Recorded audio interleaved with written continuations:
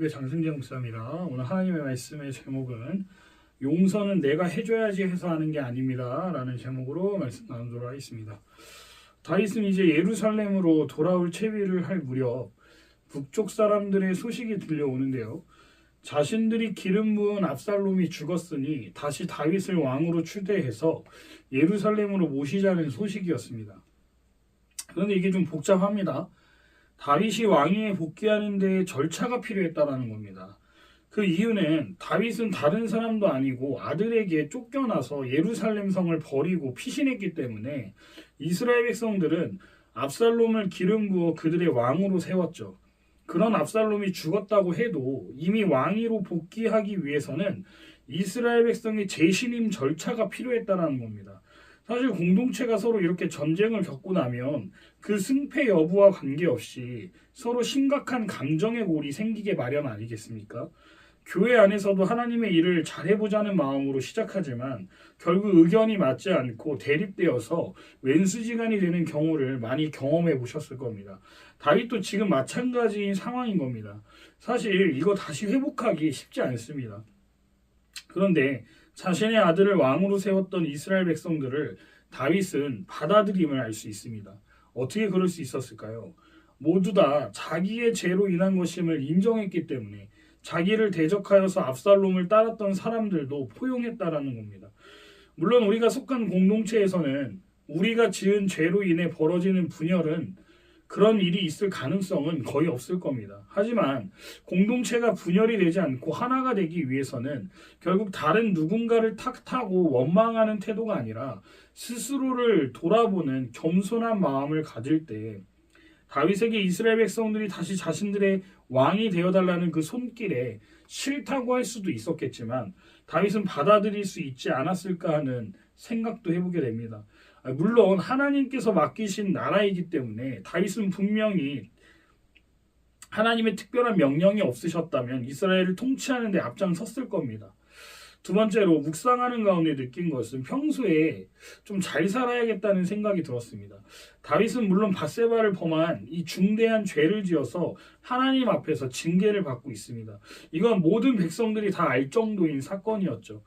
그러면 사실 동족끼리 전쟁을 일으키게 만든 장본인도 다윗 왕 탓 아니겠습니까? 그런 다윗 왕을 다시 왕으로 인정하자는 여론이 일어난다는 것은 이건 굉장히 놀라운 일 아니냐는 겁니다. 어차피 다윗은 이스라엘을 버리고 도망갔고 그래서 새로운 왕을 다윗의 아들을 세웠지만 자신들끼리 권력 다툼으로 인해 아들은 죽었고 새로운 왕을 뽑아도 되는 상황이었다는 겁니다. 압살롬도 죽었는데 다윗 왕이 아닌 다른 왕을 세워서 다윗에게 대항하려는 사람들 결집하는 게 뭐 그리 어려웠겠습니까? 사울의 친족들도 살아있는 상황인데 말이죠. 실제로 20장에 가보면 세바에 의해 그런 일이 일어납니다. 그러나 대다수 백성들의 뇌리에는 여전히 다윗이 이스라엘을 블레셋의 압제에서 구원해냈던 일이 선명한 기억으로 남아있었다는 것이죠. 그래서 다윗에게로 돌아가자는 의견이 대세를 이루었다는 것을 우리가 9절과 10절에서 확인할 수 있습니다. 사실 이처럼 내전을 겪은 후에 대부분의 사람들은 원래의 왕에게 돌아가자는 주장을 내세우지 않습니다. 그렇지 않습니까? 방금까지 죽자고 서로 덤볐다가 실제로 상대방이 가족이 되었든 친족이 되었든 죽였을지도 모르는 사람하고 여러분들 같으면 같이 한 동네에서 아무 일 없었다는 듯이 살 수 있으시겠습니까? 사실상 불가능한 일이지 않겠습니까? 그런데 이런 일이 일어났다는 것에는 하나님의 특별한 섭리와 개입이 있었다고밖에는 이건 인정할 수밖에 없다는 겁니다. 그러면 하나님은 왜 다윗에게 이런 은혜를 베푸신 걸까요? 말 그대로 은혜인 겁니다. 하나님 마음인 거죠. 그래서 다윗이 고백하지 않습니까? 하나님 도대체 사람이 무엇이간데 우리는 이렇게 하나님 앞에 늘 불평하고 불만하고 죄를 짓고 하나님을 떠나고 하나님을 신뢰하지 못하고 하나님이 말씀하신 대로 살지 못하는 우리가 뭔데 도대체 우리를 이렇게까지 생각하시고 사랑하시고 은혜를 베푸시냐라고 고백했다라는 것이죠. 다윗은 그 은혜를 경험했기 때문에 은혜 받은 자로서 하나님이 너무 좋으니까 그분의 말씀을 신뢰함으로 살고자 애를 써왔고 그 행동을 백성들은 본 겁니다. 은혜가 선순환이 되어서 이스라엘 백성들 가운데 하나님의 은혜가 충만한 상태였다라는 것이죠. 그 안에 이제 다윗이 지은 죄로 인해 지금 깨졌지만 말입니다. 이스라엘 백성들은 자신들이 이 사실을 알았는지 몰랐는지는 모르겠지만 다윗이 다시 왕으로 세워질 수 있었던 궁극적인 이유는요, 결국 하나님께서 다윗에게 베푸신 은혜였다는 사실을 우리는 절대 잊지 않았으면 좋겠습니다. 정리하면 하나님의 은혜가 다윗에게 넘쳐났고 다윗은 그 은혜에 보답하고자 하나님의 말씀대로 열심히 살았을 뿐입니다. 하나님의 백성들을 섬긴 거죠. 그 결과 다윗은 백성들에게 자신들을 구원해준 좋은 왕으로 인식되었던 것이고, 이러한 내란 속에서도 결국 다시 다윗 왕을 왕으로 세우는 것이 좋겠다는 여론이 대세를 이루게 되었다는 겁니다. 그러면 이건 누가 다 하신 일입니까? 하나님이 다 하신 일이라는 거예요. 물론 다윗이 이런 은혜를 다시 받을 수 있었던 이유가 있습니다. 그건 계속해서 제가 사무엘 상하를 통해서 말씀드리지만 하나님 앞에 자기 잘못을 다윗이 인정했고 그 징계를 달게 받겠다고 겸허히 수용했기 때문에 회복을 경험하고 있다는 것도 잊어서는 안 되겠죠.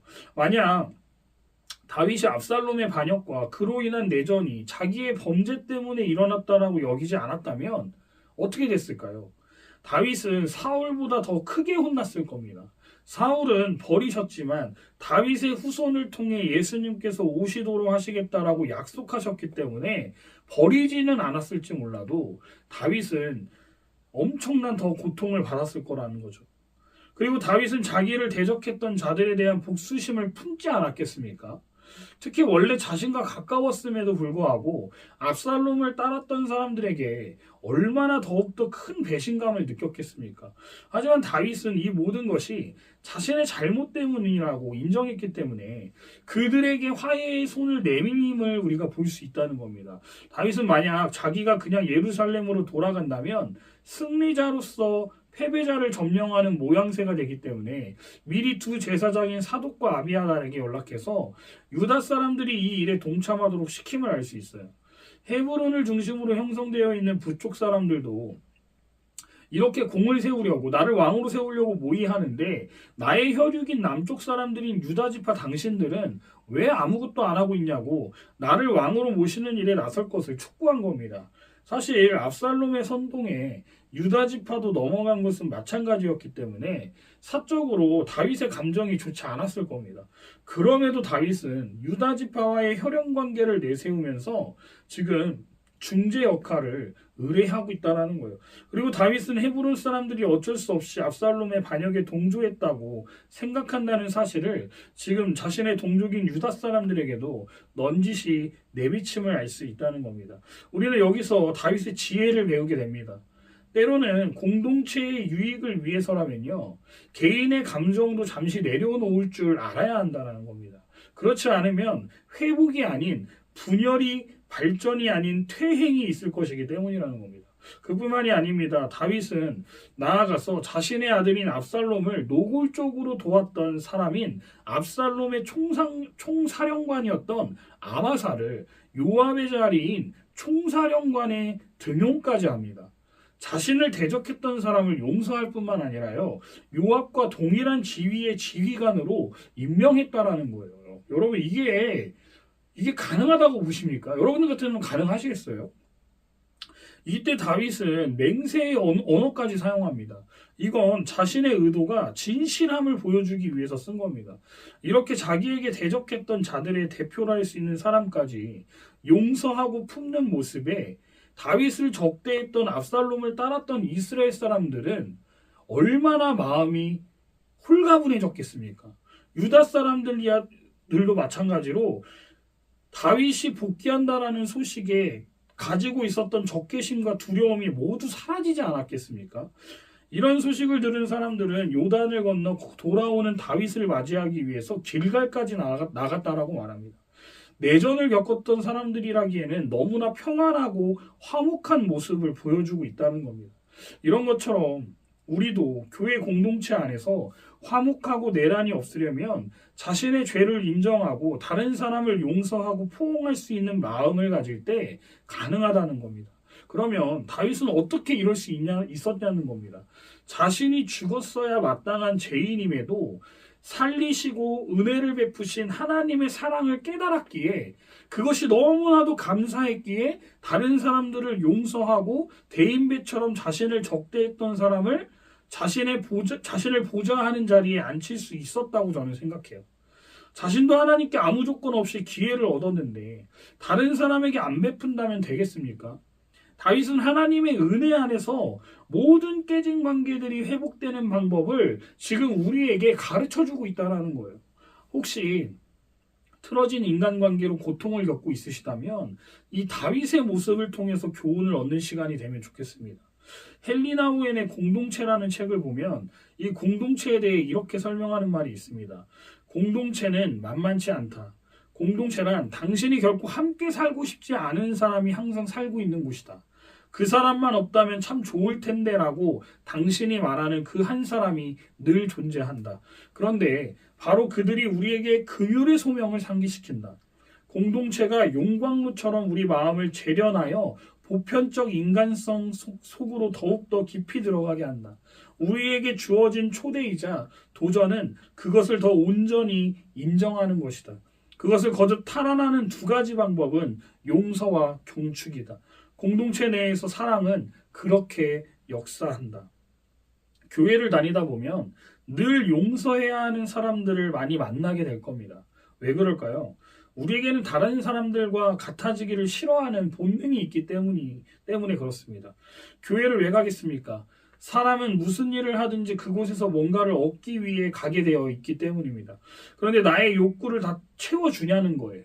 사람들은 그렇지 못하다는 겁니다. 또 교회에 왔는데 기대와 달리 여러분을 중요하게 대하지 않는 사람들이 있습니까? 없습니까? 있다는 겁니다. 그럴 때 우리는 둘 중에 하나를 선택하죠. 날 제대로 인정해주고 잘 대해주는 교회에 갈 것인가, 아니면 그들을 용서하면서 지낼 것인가라고 말이죠. 여러분, 우리는 어디에 속해 있든 늘 용서를 하면서 살아가야 합니다. 그건 피가 섞인 가족 간에도 마찬가지예요. 나 잘났다고 하지 마십시오. 다윗은 하나님의 은혜를 기억했습니다. 공동체가 온전하게 세워져 나가기 위해서는 긍휼의 목자이신 예수님을 묵상하는 방법밖에 없습니다. 그 잘나신 분이 뭐가 아쉬워서 우리를 용서하셨냐는 겁니다. 다윗이 뭘 잘해서 하나님께서 다시 왕으로 세우셨냐는 겁니다. 은혜인 거거든요. 그분의 전적인 값없는 사랑인 거거든요.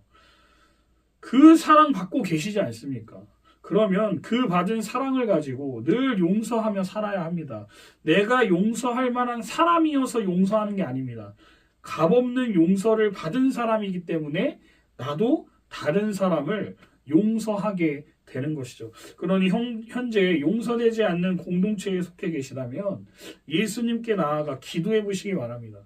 그분과 대화하면서 그분의 사랑을 충만하게 느끼시는 매일의 삶이 되시기를 주님의 이름으로 축원드립니다.